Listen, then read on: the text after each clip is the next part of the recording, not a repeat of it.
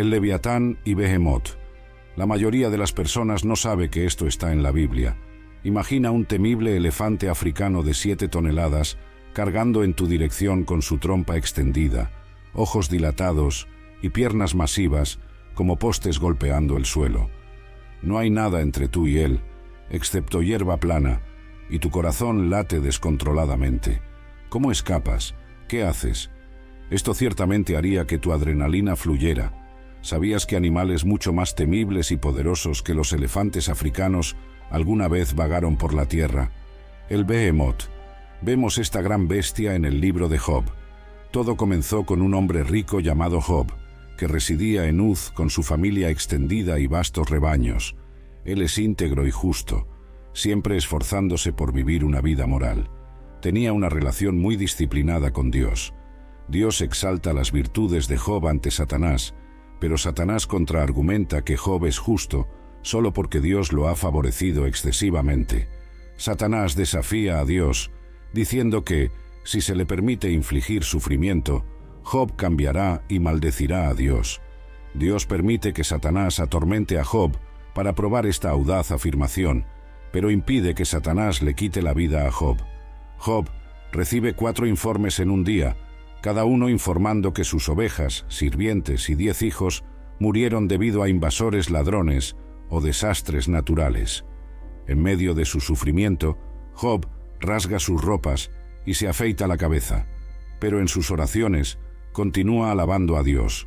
Satanás reaparece en el cielo y Dios le da otra oportunidad de probar el valor de Job, poniéndolo a prueba. Esta vez, Job estaba lidiando con algunas erupciones cutáneas muy incómodas. La esposa de Job intenta convencerlo de maldecir a Dios, desistir y terminar con su vida, pero él la confronta y se esfuerza por soportar sus dolores. Los acontecimientos en la tierra resultaron de algo que ya estaba ocurriendo en el cielo, así como hay una guerra en la tierra inmediatamente después de un conflicto en el cielo, en el libro del Apocalipsis. Job maldice su cumpleaños, comparando la vida y la muerte con la luz y la oscuridad. Desea nunca haber nacido y que su nacimiento hubiera sido velado por la oscuridad, sintiendo que la vida solo añade a su agonía. Job está perplejo sobre cómo un ser humano puede satisfacer plenamente la justicia de Dios, dado que los caminos de Dios son misteriosos y más allá de la comprensión humana. Job es llevado a su punto de ruptura por el sufrimiento y como resultado se vuelve resentido, ansioso y aterrorizado. Lamenta la injusticia de Dios al permitir que las personas malas prosperen mientras él y muchas otras personas honestas sufren. Job quiere enfrentarse a Dios y protestar, pero no puede encontrarlo físicamente. Piensa que la sabiduría está oculta de la humanidad, pero resuelve perseguirla temiendo a Dios y evitando el mal. Al final, Dios decide intervenir. En 36 instancias, Job oró a Dios para tener una conversación con él. Su deseo fue concedido en este punto. Ambas ocasiones en que Dios se comunica con Job ocurren en medio de una tormenta. Hay mucho humor en la manera en que Dios se dirige a él. Dios le recuerda a Job que él es el creador de todo. Él repasa su excelente actividad de crear y sostener el mundo, preguntándole a Job si podría igualar ese trabajo. Termina preguntándole si Job es capaz de juzgar, diciéndole que es impertinente para Job creer que Dios debería explicarse a él. Job es hecho sentir muy pequeño. Eventualmente Job responde: «Soy indigno, ¿cómo puedo responderle? Pongo mi mano sobre mi boca, hablé una vez, pero no tengo respuesta, 2 veces, pero no diré más nada». En la segunda ronda, Dios no habla sobre sí mismo como creador, sino sobre sus criaturas. El discurso está lleno de humor una vez más. Le pregunta a Job sobre sus pensamientos en el Behemoth, como si estas fantásticas bestias contuvieran las respuestas para las preguntas significativas de la vida. Job 41, 15 a 24. He aquí ahora el Behemoth, que yo creé como a ti, come hierba como un buey. Ve ahora, su fuerza está en sus lomos y su poder en los músculos de su vientre. Mueve su cola como un cedro. Los tendones de sus muslos están tejidos juntos. Sus huesos son tubos de bronce, Sus miembros son como barras de hierro. Él es el primero en magnitud y poder de las obras de Dios. Solo aquel que lo hizo puede acercar su espada para dominarlo. Ciertamente, las montañas le traen comida y todos los animales salvajes juegan allí. Se acuesta bajo las plantas de loto en un escondite oculto de juncos en el pantano. Las plantas de loto lo cubren con su sombra, los sauces del arroyo lo rodean. Si un río se enfurece y se desborda, él no tiembla, está confiado. Aunque el río Jordán se hinche y se precipite contra su boca, ¿alguien puede capturarlo mientras está en guardia o perforar su nariz con arpones para atraparlo?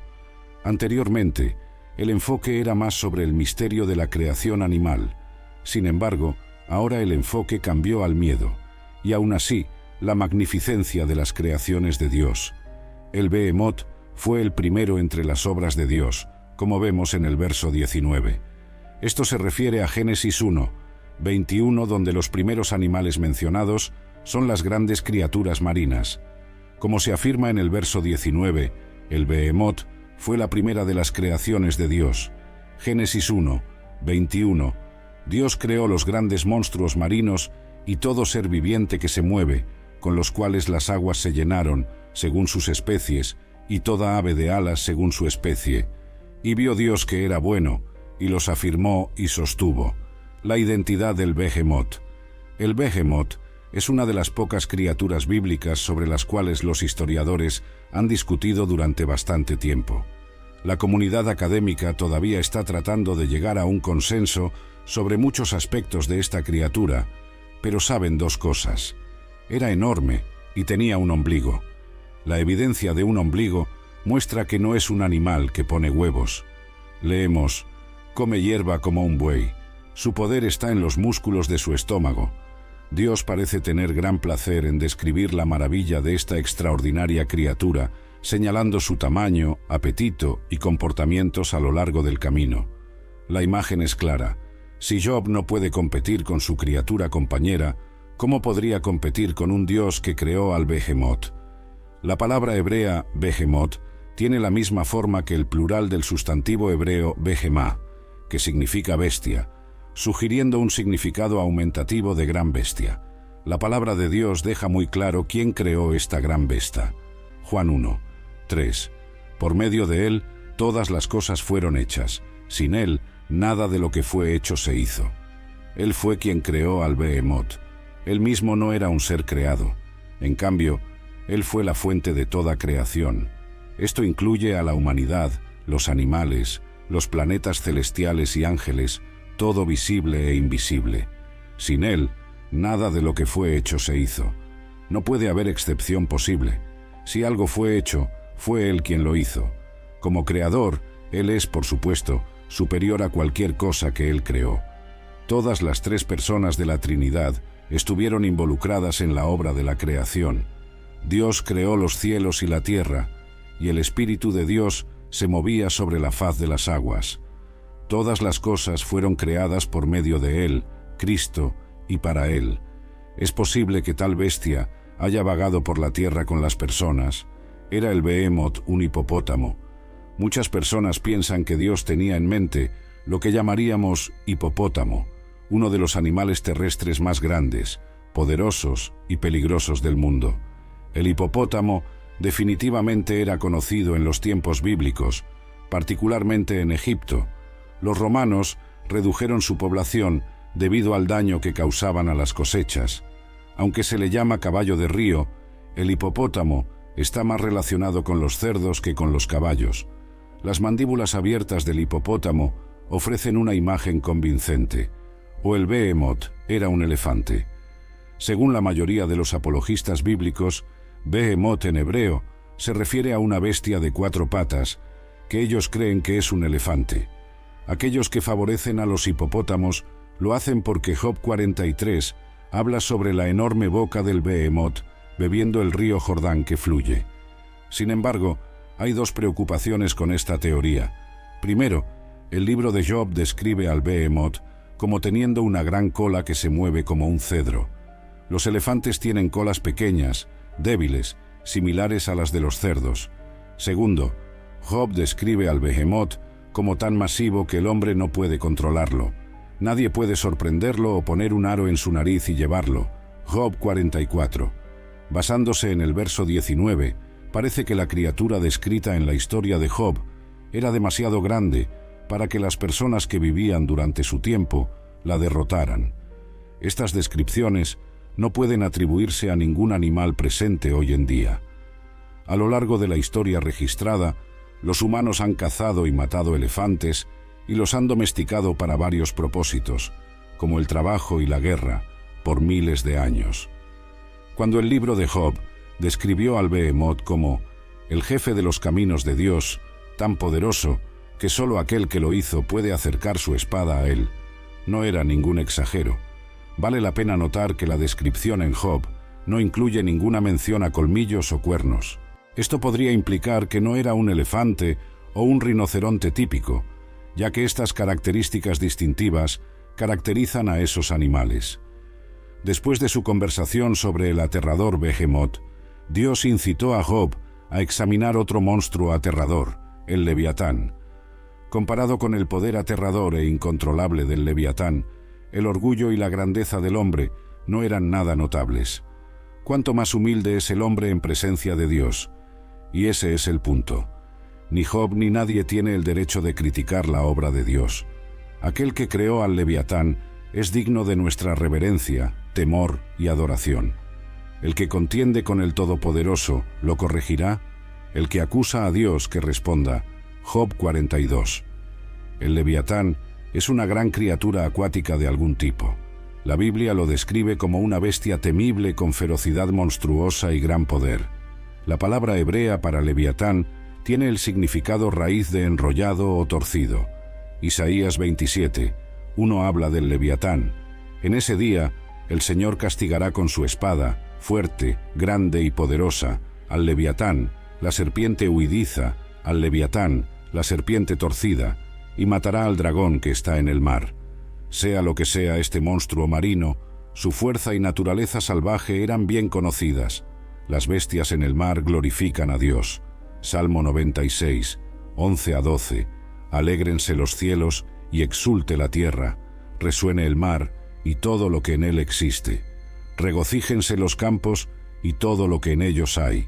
Entonces todos los árboles del bosque cantarán de alegría. El Antiguo Testamento contiene varias menciones al Leviatán. De acuerdo con la mayoría de estos pasajes, el Leviatán es una criatura real que las personas conocían, aunque mantenían distancia y solo sabían de ella por reputación, en lugar de por vista directa. En el Salmo 104, 25 a 26, Dios es alabado como aquel que creó el hábitat para el Leviatán.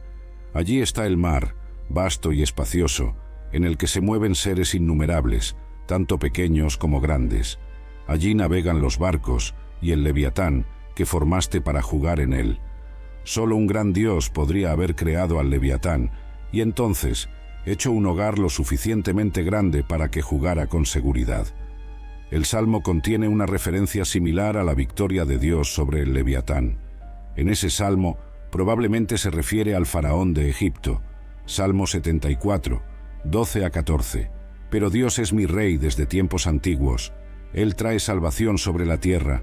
Tú dividiste el mar por tu fuerza.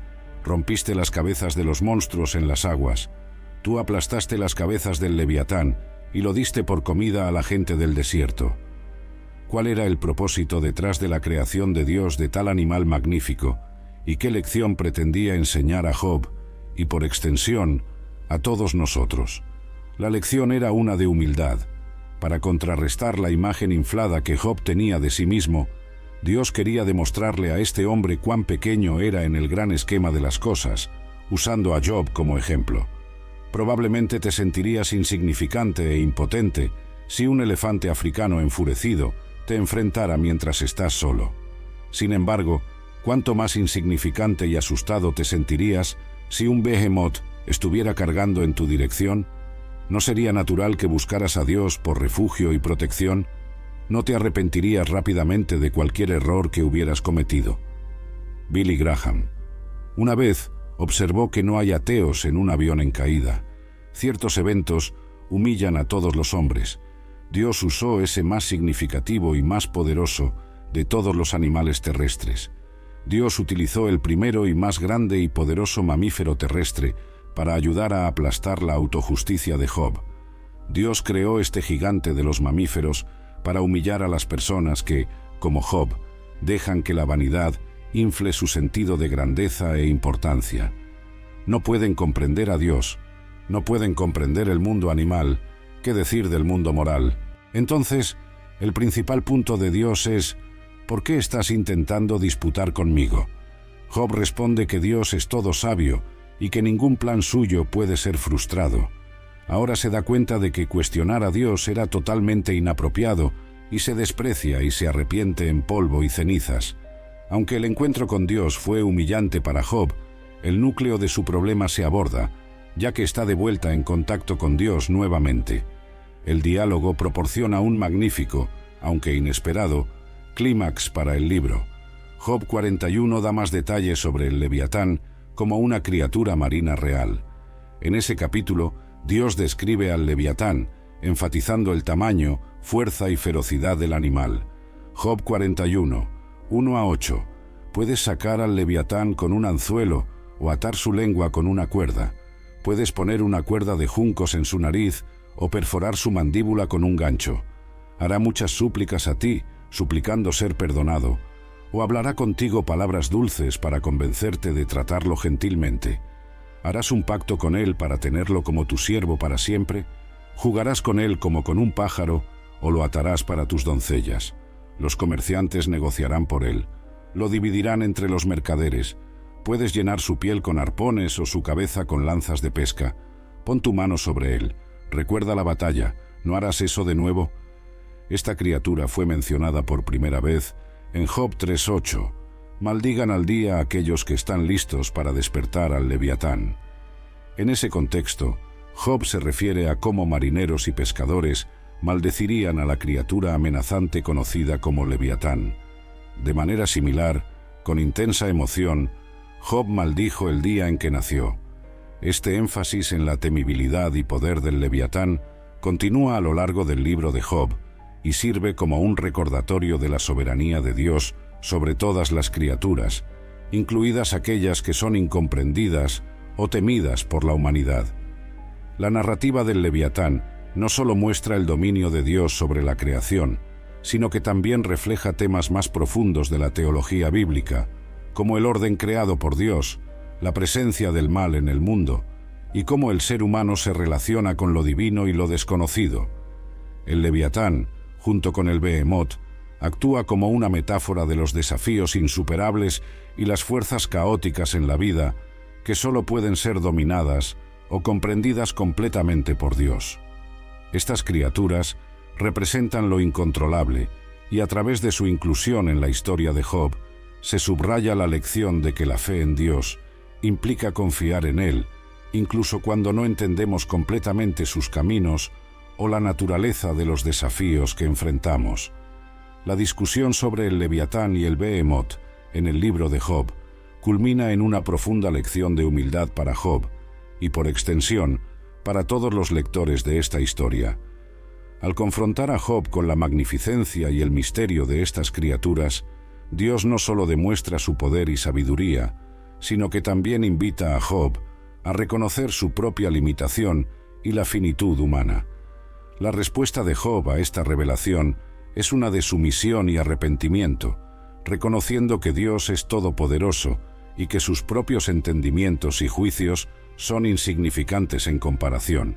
Este cambio de perspectiva es crucial para la restauración de Job, no solo en términos de su relación con Dios, sino también en su comprensión del mundo y su lugar dentro de él. Finalmente, la historia de Job, con su exploración de temas como el sufrimiento, la justicia divina y la soberanía de Dios, culmina en un mensaje de esperanza y redención. A pesar de todo lo que Job ha perdido y sufrido, su fe y su integridad finalmente llevan a su restauración y bendición. La inclusión del Leviatán y el Behemoth en esta narrativa profundiza la complejidad de estas cuestiones teológicas y filosóficas, ofreciendo una rica tela de fondo contra la cual se despliega la lucha y la eventual reconciliación de Job con Dios.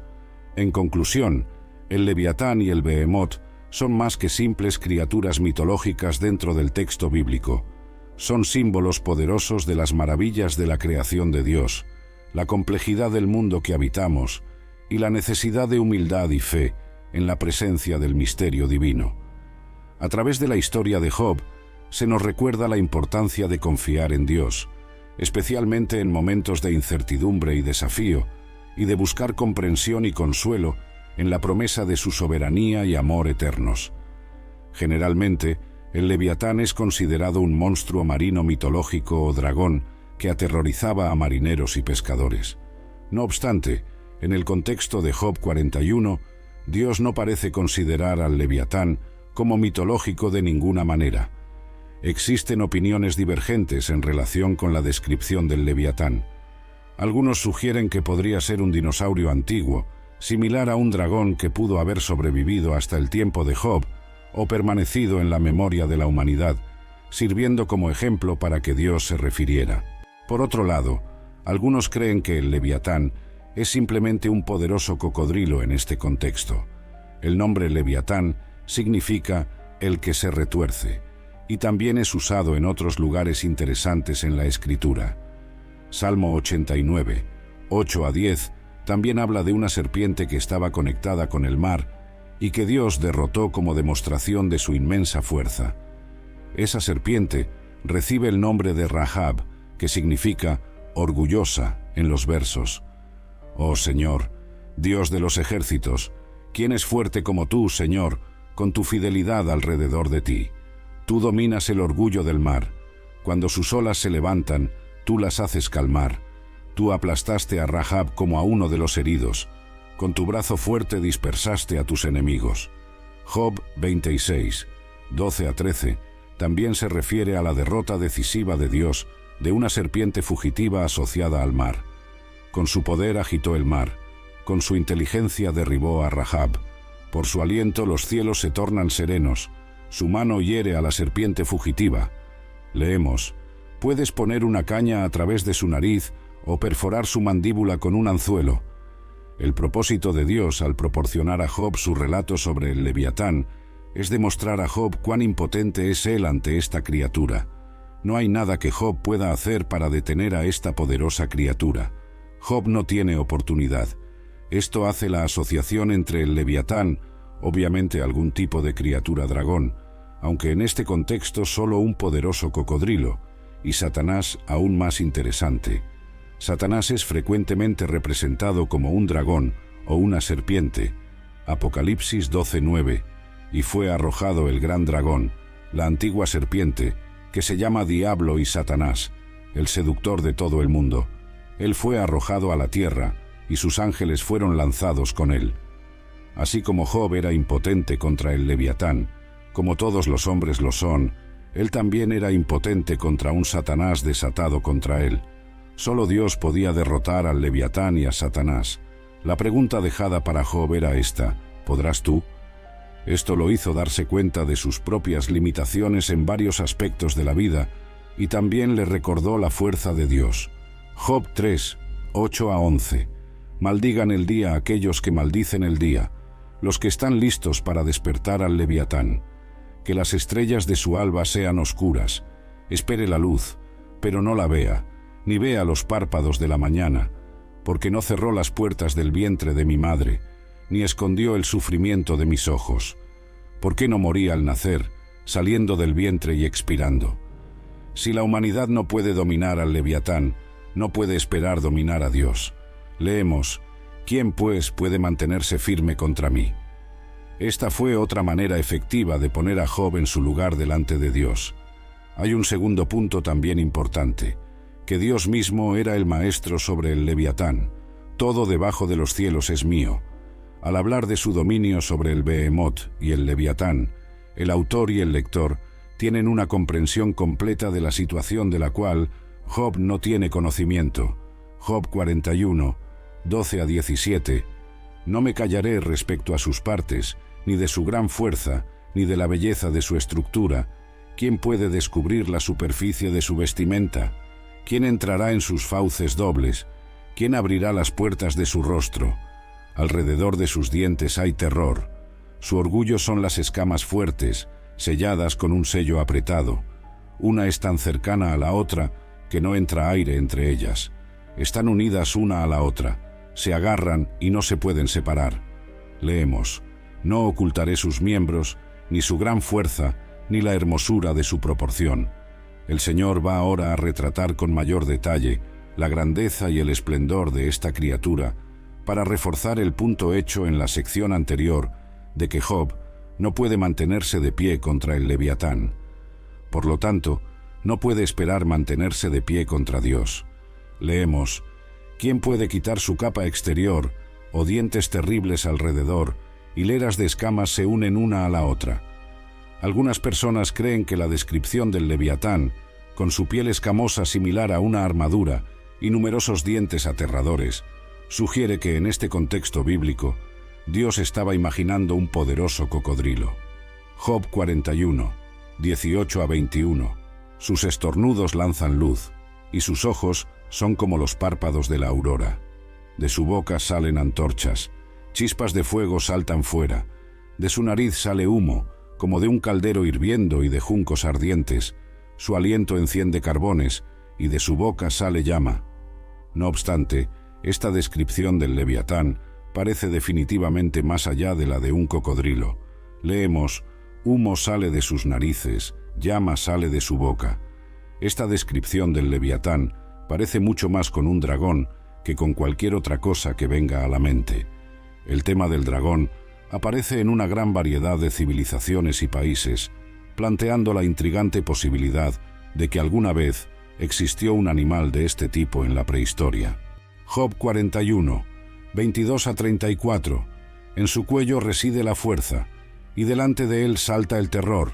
Las pliegues de su carne se juntan, son firmes sobre él, inmóviles.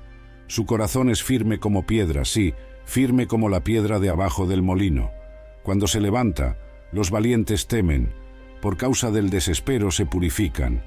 La espada que lo alcanza no subsiste, ni la lanza, ni el dardo, ni el arpón. Él considera el hierro como paja, y el bronce como madera podrida. La flecha no lo hará huir, las piedras de honda son para él como paja. Considera el garrote como paja, y se ríe del silbido del dardo. Sus partes inferiores son como cuchillas afiladas. Él esparce surcos en el lodo como un rastrillo. Hace hervir el abismo como una olla.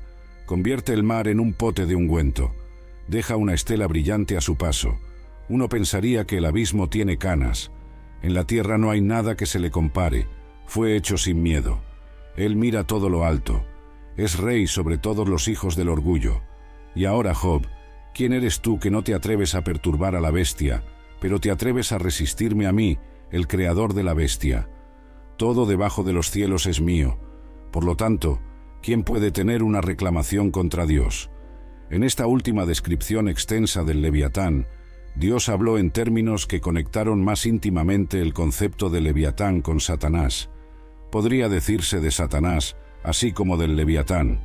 Dios instruyó a Job a pensar sobre estas criaturas incomparables. De esta forma, Dios le dio a Job la oportunidad de examinar la posibilidad de que, sin la asistencia de Dios, él no sería capaz de resistir a la fuerza de Satanás. Job pensaba que estaba solo durante su sufrimiento. De hecho, se sentía solo. No obstante, esa era la manera de Dios de decir que él no estaba solo, porque si lo estuviera, seguramente habría sucumbido. Dios completa sus observaciones a Job, sin nunca contarle la historia detrás de la historia. Job fue dejado sin saber de la situación que provocó toda su crisis.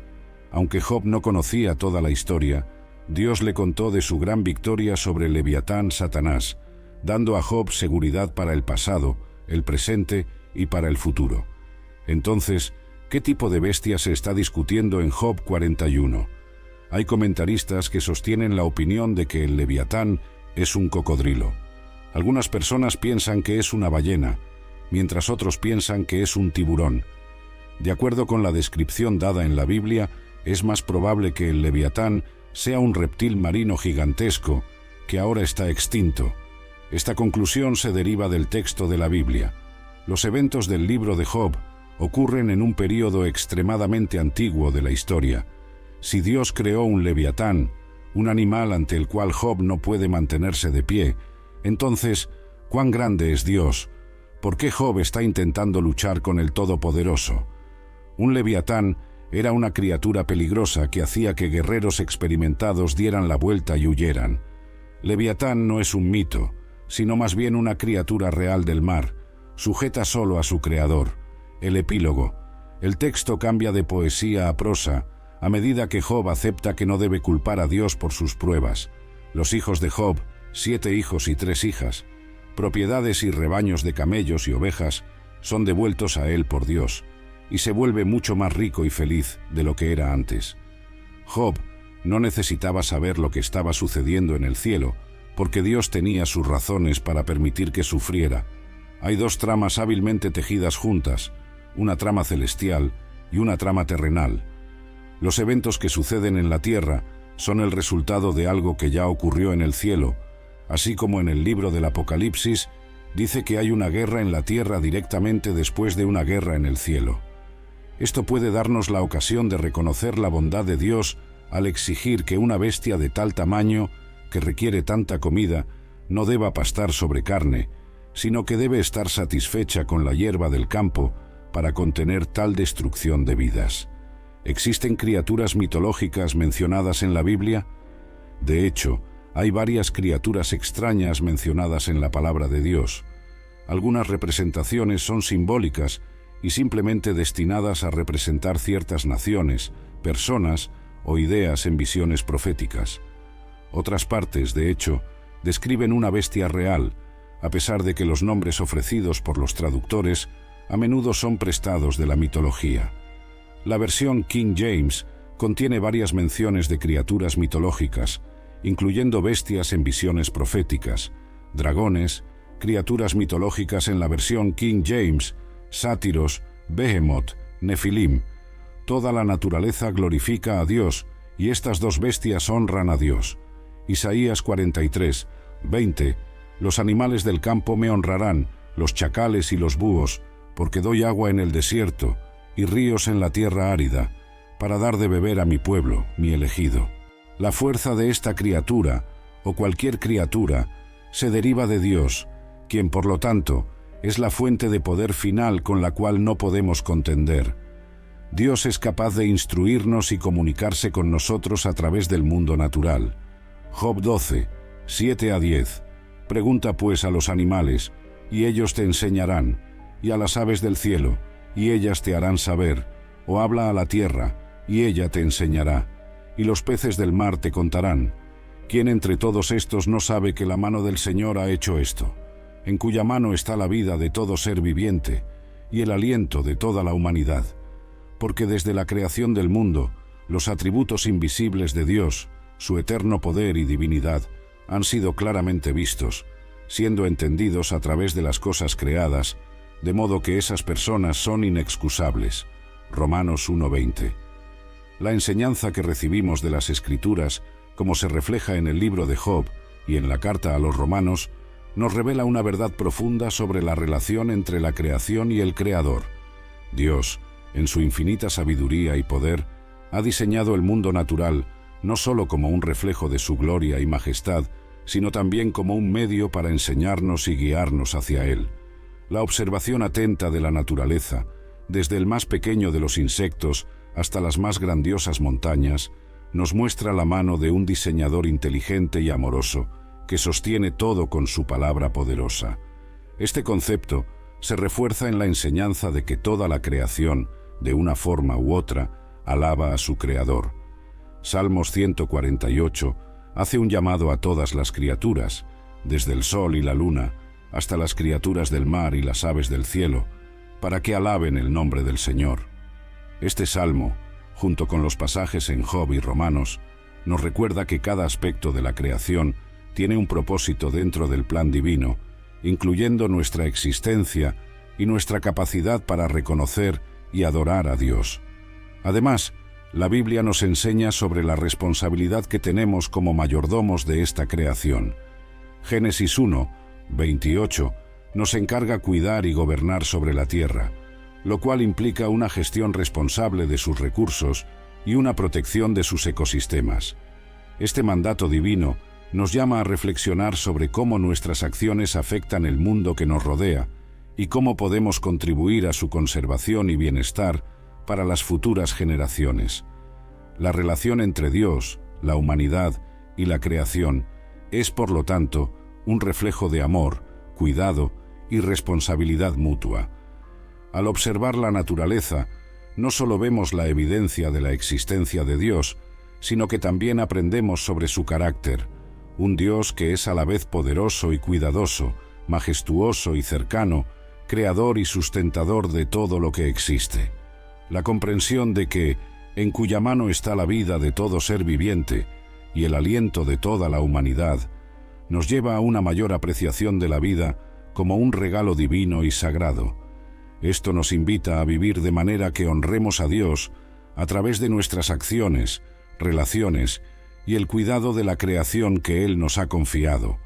Así, la observación y el estudio de la naturaleza se convierten en actos de adoración y agradecimiento hacia el Creador, motivándonos a buscar una relación más profunda y significativa con Dios y con todo lo que Él ha hecho. Esta búsqueda de una relación más profunda y significativa con Dios, a través de la contemplación de su creación, nos invita a adoptar una postura de humildad y asombro. Reconocer que somos parte de algo mucho mayor nos ayuda a situar nuestras preocupaciones, ambiciones y conflictos en una perspectiva correcta. La vastedad del universo, la complejidad de la vida en la Tierra y la precisión con la que todo está interconectado señalan hacia un Creador que supera infinitamente nuestra comprensión. Esta revelación nos lleva a una adoración genuina, donde reconocemos nuestra pequeñez ante la grandeza de Dios. Además, este asombro ante la creación y el Creador tiene el poder de transformar nuestra vida cotidiana. Al apreciar la belleza y la maravilla de lo que nos rodea, podemos encontrar consuelo en los momentos difíciles, esperanza en medio de la incertidumbre y una profunda sensación de gratitud por las bendiciones que a menudo damos por sentadas. La naturaleza, en su esplendor y diversidad, actúa como un recordatorio constante de la presencia y la providencia de Dios en nuestras vidas. Esta conciencia también nos impulsa a actuar con justicia y misericordia hacia los demás y hacia la tierra. Entender que todo lo creado por Dios está interconectado nos lleva a la conclusión de que el bienestar de nuestro prójimo y el cuidado del medio ambiente son expresiones de nuestro amor a Dios. Santiago 2:17 nos recuerda que la fe, si no tiene obras, está muerta en sí misma. De este modo, nuestra respuesta al amor de Dios y a su creación debe manifestarse en acciones concretas que reflejen ese amor y respeto por toda la vida. La reflexión sobre la majestuosidad de la creación y la bondad del Creador enriquece nuestra fe y profundiza nuestra relación con Dios. Nos enseña a vivir con humildad, gratitud y un compromiso activo con el bienestar de nuestro mundo y sus habitantes. Al hacerlo, no solo honramos a Dios, sino que también experimentamos una vida más plena y significativa, arraigada en el amor divino que sostiene todo lo existente. Así, la llamada a contemplar y cuidar la creación es, en esencia, una invitación a vivir en armonía con Dios, con nosotros mismos, con nuestros semejantes y con todo lo que habita en la tierra. Esta armonía con la creación y el Creador nos lleva a un estilo de vida que promueve la paz y la sostenibilidad, principios fundamentales para el bienestar de nuestro planeta y de las generaciones futuras. Al adoptar prácticas que respetan los ciclos naturales y los límites de los ecosistemas, nos convertimos en colaboradores activos en la obra de Dios, trabajando hacia la restauración y conservación de la tierra. Este enfoque consciente refleja una comprensión de que cada elección y acción tiene un impacto, ya sea grande o pequeño, en el equilibrio de la vida. La Biblia, en Colosenses 1:16 y 17, nos dice que, por medio de Él, Cristo fueron creadas todas las cosas, en los cielos y en la tierra, visibles e invisibles, y en Él todo tiene su ser. Esta verdad nos recuerda que Cristo, no solo es el agente de la creación, sino también el punto de conexión entre nosotros y el resto de la creación. Nuestra relación con Cristo, entonces, nos impulsa a mirar más allá de nosotros mismos y a considerar cómo nuestras vidas afectan a los demás y al mundo que nos rodea. Vivir en armonía con la creación es también vivir en armonía con el prójimo. La enseñanza bíblica sobre el amor al prójimo como a nosotros mismos se extiende a cómo tratamos el medio ambiente, compartido por toda la humanidad como un hogar común. La justicia ambiental, que busca la equidad en el uso y protección de los recursos naturales, es una expresión del mandamiento de amar al prójimo, reconociendo que las decisiones que tomamos hoy afectan las vidas de las personas en todo el mundo y las generaciones por venir.